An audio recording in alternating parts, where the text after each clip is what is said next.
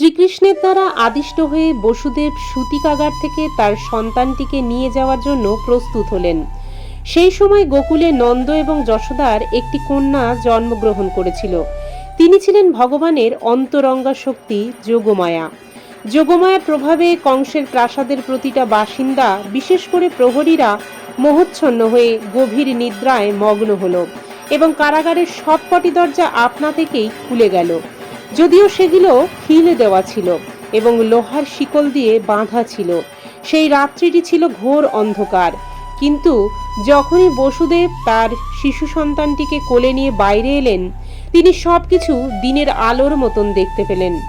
চৈতন্য চরিতামৃতে বলা হয়েছে, কৃষ্ণ সূর্য সম, মায়া হয় অন্ধকার, যাহা কৃষ্ণ তাহা নাহি মায়ার অধিকার। অর্থাৎ শ্রীকৃষ্ণ হচ্ছেন সূর্যের মতন এবং তিনি যেখানে থাকেন সেখানে মায়ার অন্ধকার থাকতে পারে না। বসুদেব যখন শ্রীকৃষ্ণকে কোলে করে নিয়ে যাচ্ছিলেন, তখন রাত্রির অন্ধকার বিদূরিত হয়ে গেল। কারাগারের সবকটি দ্বার আপনা থেকেই খুলে গেল, আর ঠিক সেই সময় গভীর বজ্রনিনাদের সঙ্গে প্রবল বর্ষণ হতে শুরু করলো। বসুদেব যখন তার শিশু সন্তান শ্রীকৃষ্ণকে নিয়ে সেই বৃষ্টির মধ্যে দিয়ে যাচ্ছিলেন, তখন ভগবান শেষ সর্পরূপ ধারণ করে সেই বর্ষণ থেকে বসুদেবকে রক্ষা করার জন্য বসুদেবের মাথার উপরে তার ফনা বিস্তার করলেন। বসুদেব যমুনার তীরে এসে দেখলেন যে যমুনার জল প্রচণ্ড গর্জন করতে করতে ছুটে চলেছে। তার বিশাল তরঙ্গগুলি ফেনাচ্ছলিত হয়ে উঠেছে, কিন্তু এই ভয়ঙ্কর রূপ সত্ত্বেও যমুনা বসুদেবকে যাওয়ার পথ করে দিলেন।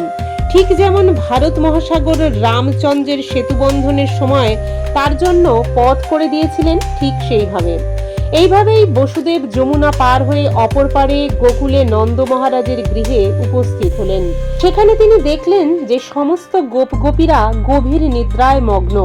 সেই সুযোগে তিনি নিঃশব্দে যশোদা মায়ের গৃহে প্রবেশ করে তার পুত্র সন্তানটিকে সেখানে রেখে যশোদার সদ্যজাত কন্যাকে নিয়ে কংসের কারাগারে ফিরে এলেন এবং নিঃশব্দে দেবকীর কোলে কন্যাটিকে রাখলেন। তিনি নিজেকে আবার শৃঙ্খলাবদ্ধ করলেন, যাতে কংস বুঝতে না পারে যে ইতিমধ্যে অনেক কিছু ঘটে গেছে।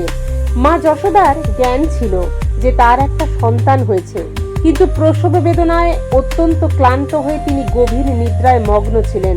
তার যখন ঘুম ভাঙল, তখন তিনি স্থির করতে পারলেন না যে তিনি একটি পুত্র না কন্যা প্রসব করেছিলেন। ইতি লীলা পুরুষোত্তম শ্রীকৃষ্ণ গ্রন্থের শ্রীকৃষ্ণের জন্মলীলা নামক ভক্তি বেদান্তর তাৎপর্য সমাপ্ত হলো।